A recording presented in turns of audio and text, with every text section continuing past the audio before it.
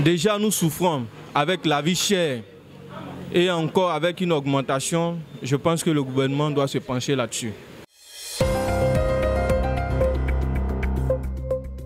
En fait, il n'y a pas seulement que le carburant. Tout est devenu cher sur le marché. Dernièrement, il y a le prix du riz aussi qui a haussé. Tout est devenu cher. Donc le carburant, depuis, en fait, ça ne fait que s'augmenter, la cherté de la vie. Ça impacte vraiment la population, vu que la population est pauvre et tout ça. Et là, vraiment, dans la vie de tous les jours, ce n'est pas évident pour nous. Les transports en commun ont augmenté et tout. Et voilà, ça pèse vraiment sur la population. Mon point de vue sur l'augmentation du carburant, je pense que le gouvernement doit penser à nous les consommateurs. Parce que c'en est de trop. C'en est de trop. Déjà même, on se plaignait avec 700 et quelques. Et aujourd'hui, nous sommes à 875. Je pense qu'il faut tenir la population informée avant de faire une augmentation.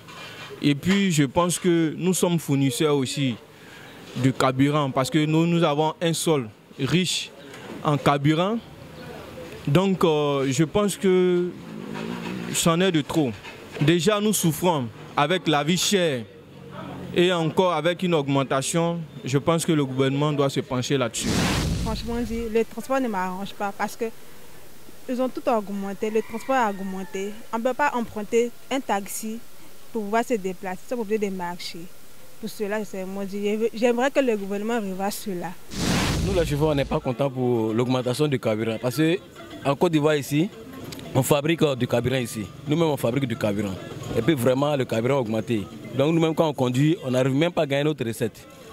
On n'arrive même pas à gagner notre recette. Avant, quand le carburant était à 615 euros, moi, quand on travaillait, on gagnait un peu. Mais maintenant, on n'arrive même pas à gagner l'argent pour soutenir à nos besoins.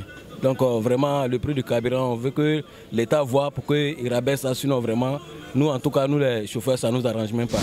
Concernant l'augmentation du carburant, des prix du carburant, je pense que c'est déjà lourd. En fait, c'était déjà lourd auparavant concernant les denrées alimentaires qui ont augmenté, l'huile, le riz, les légumes.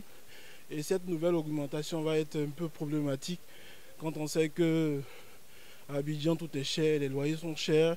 Le prix je crois qu'il y a une récente augmentation fait des prix de l'électricité. Donc c'est un peu lourd. Donc on demande en fait à l'État d'instaurer un bouclier tarifaire pour essayer au fait de bloquer les prix du carburant parce que ça va se répercuter au fait sur d'autres choses, sur les denrées et sur les prix qu'ils avaient déjà revus à la baisse.